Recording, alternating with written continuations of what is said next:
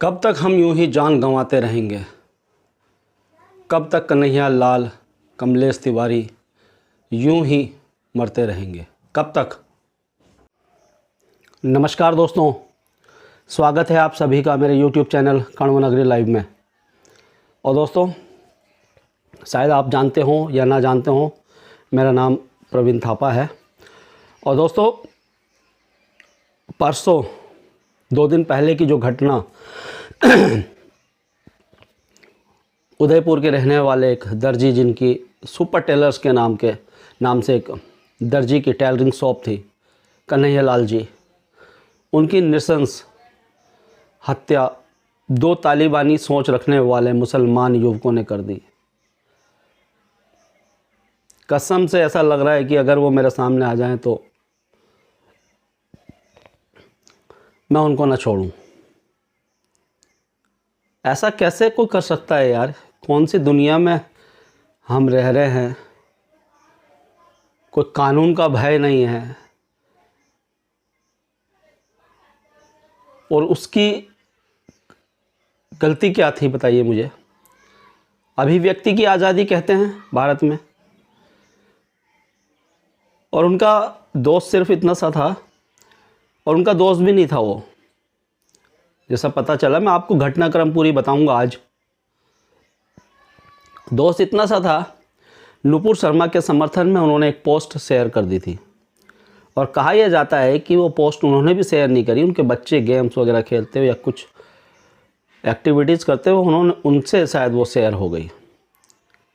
उसके बाद दो युवक आते हैं जिन्होंने उनकी हत्या की है। वो 2 युवक आते हैं उनके पास और बोलते हैं, यार आपके मोबाइल से इस प्रकार से हमारे मजहब के ख़िलाफ़ इस प्रकार से पोस्ट शेयर की है, इसका अंजाम बुरा होगा और इस पोस्ट को आप डिलीट कर दो, नहीं तो। वो डिलीट हो जाती है, पोस्ट को डिलीट कर देते हैं, और वो सोचते हैं यार बात यहीं रफ़ा दफ़ा हो गई है। लेकिन दूसरे दिन उनको पता चलता है कि नाजिम नाम के एक युवक जो उनके मोहल्ले का रहने वाला है, वो एक FIR करवा देता है उदयपुर पुलिस के वहाँ, जहाँ जो भी उनका वहाँ थाना होगा उधर। और पुलिस, देखिए पुलिस कितनी मुस्तैद रहती है, बहुत जल्दी कार्रवाई करती है और उनको जो है अरेस्ट भी कर लेती है। एक दिन के लिए वो जेल भी जाते हैं। खैर जेल जाते हैं, वो जेल से आते हैं, आप सोचते हैं मामला हो गया, रफ़ा दफ़ा हो गया। लेकिन उनकी मुश्किलें कम नहीं होती, बढ़ती हैं। लगातार कुछ संदिग्ध युवक, मुसलमान युवक उनकी दुकान के आगे इर्द गिर्द चक्कर लगाते हैं और उनको लगातार धमकियाँ देते हैं। साथ ही साथ उनको थ्रेट कॉल्स भी आते हैं। बहुत डर जाते हैं कन्हैया लाल जी और दुकान बंद करते हैं और पुलिस थाने में जाते हैं और एक कंप्लेन वो भी करते हैं फाइल।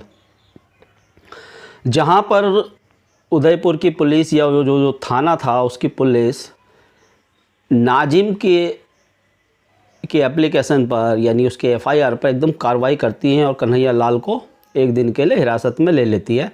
वहीं पर जब कन्हैया लाल कंप्लेन करते हैं तो वो सुलह करवा लेते हैं। मोहल्ले की जो है सद्भावना बिगड़नी नहीं चाहिए।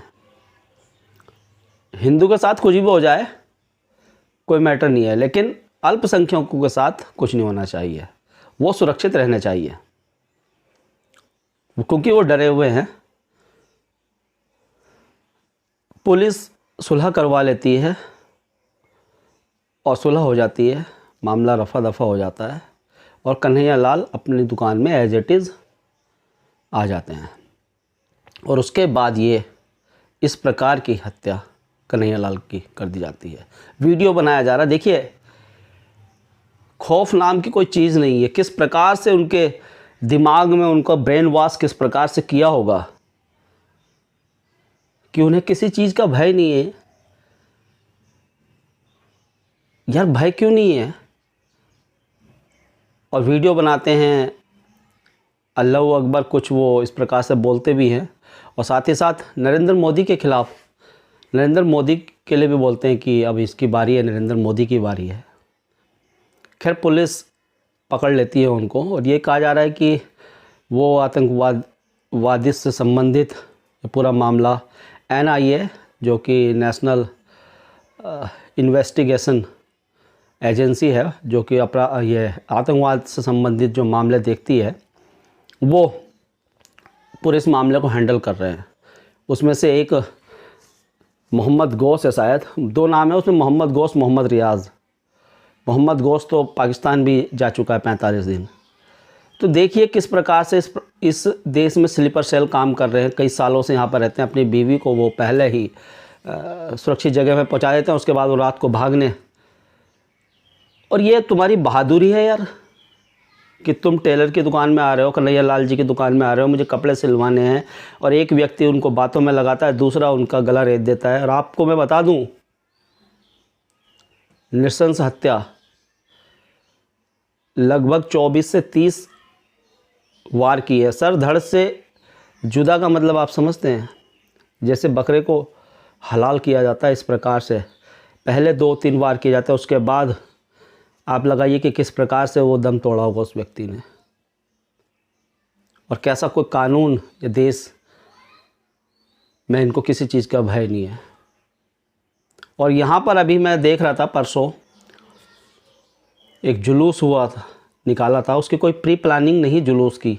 एक दिन पहले भारतीय जनता पार्टी का वो जुलूस था, कांग्रेसी का कोई जुलूस मैंने देखा नहीं है। कांग्रेस कोटद्वार में कांग्रेस ने कहीं कोई मुझे ऐसे प्रकार की निंदा करते हुए नहीं दिखे, तो शर्म की बात है।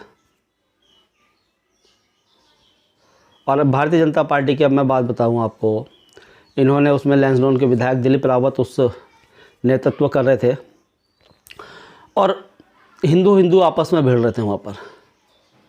तो यही पूरे देश में हो रहा है, हिंदू आपस में भिड़ रहा है, चाहे वो राजनीति के चक्कर में भिड़ रहा है, चाहे वो प्रॉपर्टी के चक्कर में भिड़ रहा है, चाहे वो एक कार से 2 कार के चक्कर में भिड़ रहा है, चाहे वो जातिवाद के चक्कर में भिड़ रहा है, लेकिन भिड़ रहा है। और हमारी गुलामी, कोई कमी नहीं है हमारे देश में कि कमी है कोई। सोने की चिड़िया इसको कहा जाता था। कोई कमी नहीं है, हर चीज़ यहाँ पर है, सब कुछ मिलेगा यहाँ पर। दिमाग आपको मिलेगा यहाँ पर, आपको फिजिकली मेंटली सारे अच्छे लोग यहाँ पर मिलेंगे। बस कमी है वो एकता की। अच्छा, मैं बता रहा था आपको, हिंदू आपस में भिड़ गए। जब आप एक जुलूस निकाल रहे हैं तो उसकी प्री प्लानिंग होनी चाहिए। रात को बताना चाहिए कि यार, सोशल मीडिया में उस पोस्ट आपको डालनी चाहिए कि भाई कल बाज़ार बंद रहेगा कन्हैया लाल की जघन्य हत्या के विरोध में, और सभी बाज़ार बंद रखे। सभी रखते बाज़ार, ऐसी बात नहीं है। हमारी अभी आत्मा इतनी मरी नहीं है, सभी रखते हैं, लेकिन प्लानिंग नहीं थी, उस कारण इस प्रकार की घटना हो गई। और मुझे तो ऐसा लग रहा है उसमें वो सिर्फ़ एक उस प्रकार का, उसमें जोश ज़्यादा था, होश कम था। उसमें मुझे ये दिखा कि यार, जो मेयर पद के जो प्रत्याशी की दौड़ में, वो ऐसा एक तैयारी के चक्कर में थे कि ज़्यादा से ज़्यादा लोगों को। मुझे ऐसा नहीं लग रहा था कि यार सच में इसमें लोग, हाँ कुछ महिलाएं होंगी और कुछ हम जैसे आम आदमी जो वहाँ गए थे, वो लग रहे थे कि उनको एक दर्द था। और कब तक ही कन्हैया लाल के, और उससे पहले आपने देखा होगा कमलेश तिवारी, कब तक हम मोमबत्तियाँ जलाते रहेंगे, कब तक इस प्रकार से विरोध प्रदर्शन करते रहेंगे? क्यों नहीं है, हम एक हो सकते हैं। क्या कमियां हैं, क्या कारण हैं? क्यों हम अपनी इच्छाओं को या अपने ईगो को हम दूर रखकर एकजुट होकर काम करें? कोरोना इतना बड़ी चीज़ हमारे देश और दुनिया से गुजर गई, और अगर इसके बाद भी आपको पैसा कमाना है, एक बिल्डिंग से दूसरी बिल्डिंग बनानी है, आप सोच रहे हो कि यार मेरे पास तो सब कुछ है, पावर है, पैसा है, मेरे साथ क्या हो सकता है, मैंने अपनी दीवारें बहुत बड़ी बड़ी बना दी हैं। जब समय आएगा तो सब धरी की धरी रह जाएगी चीज़ें। तो हिंदुओं को एक होना होगा। कुछ ऐसे कार्यक्रम हमें बनाने होंगे हफ्ते में, जहाँ पर 15 से 20 लोग, मोहल्लों में इस प्रकार से टोलियाँ होनी चाहिए। तो हर मोहल्ले में एक व्हाट्सएप ग्रुप होना चाहिए, जो महिलाओं का उसमें हो, पुरुष हों, सभी लोग हों। मैं ये नहीं कह रहा हूँ कि हमें किसी के साथ गलत करना है, लेकिन अगर हमारे ऊपर कोई गलत करने की कोशिश करे तो हम उसका मुंह तोड़ जवाब दें। हम किसी को नहीं छेड़ेंगे, लेकिन कोई अगर हमें छेड़ेगा तो हम उसे छोड़ेंगे नहीं। बहुत हो चुका, बहुत हो चुका। अच्छा, बहुत से मुसलमान लोग हैं इसकी निंदा कर रहे हैं। कोटद्वार की बात बताऊं, एक भी मुसलमान संगठन, एक भी मस्जिद से कन्हैया लाल के प्रति इस प्रकार की संवेदनाएं प्रकट नहीं की गई।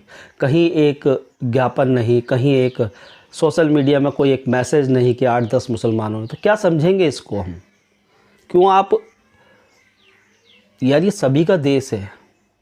मैं ये नहीं कह रहा हूँ कि बहुत से मुसलमान बहुत अच्छे हैं, लेकिन अब आपको भी मैसेज देना पड़ेगा, आपको भी आगे आना पड़ेगा जो अच्छे हैं। और उन बुरों के चक्कर में अगर आप लोग खामोश रहे, आप लोग चुप रहे, गलत को गलत नहीं बोल पाए, तो क्या जीवन है यार। चाहे वो हमारा अपना भाई क्यों ना हो, अगर वो गलत है तो गलत है।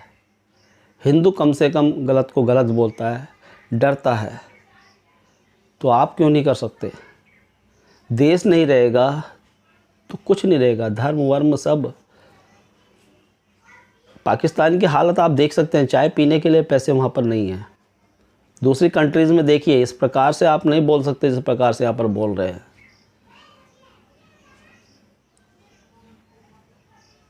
तो कन्हैया लाल को इंसाफ तो ये है कि 6 से 7 दिन के अंदर उनको फांसी होनी चाहिए, और अब दूसरा कोई कन्हैया लाल ना हो, ऐसी कोई घटना नहीं हो। उसके लिए हम सबको जो है दोस्तों मिलकर रहना पड़ेगा। बहुत हो गया अलग अलग। अच्छा, यहाँ इतने हिंदूवादी संगठन है हमारे यहाँ कोटद्वार में, 4 से 5 हिंदूवादी संगठन हैं। अगर बात करूँ, एक संगठन 5 व्यक्ति खड़े नहीं कर सकता। 5 व्यक्ति नहीं है एक संगठन के पास।